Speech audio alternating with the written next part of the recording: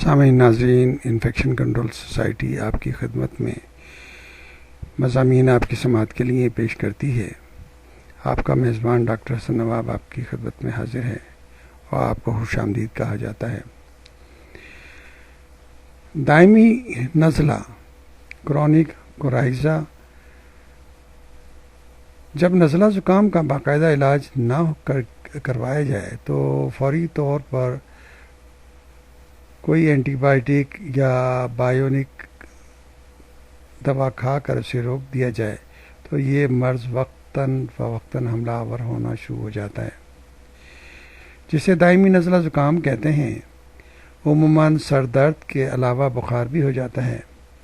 مریض شدید تکلیف میں مبتلا رہتا ہے۔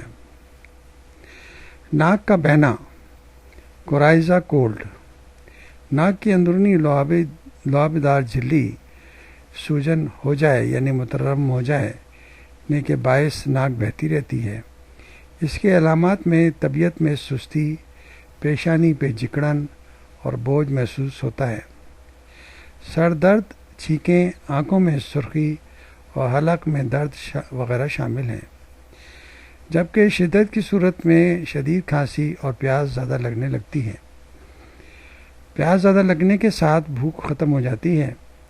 بنیادی وجوہ میں سرد ہوا یا نمدار موسم میں چلنا پھرنا، نمدار زمین پر بیٹھنا، ٹھنڈک لگ جانا، بارش میں بھیگنا، رات دیر تک سردی میں رہنا، گرم کھانا کھا کر ٹھنڈا پانی پی لینا یا کسی بیرونی شے کا ناک میں چلے جانا سر فہرست ہے۔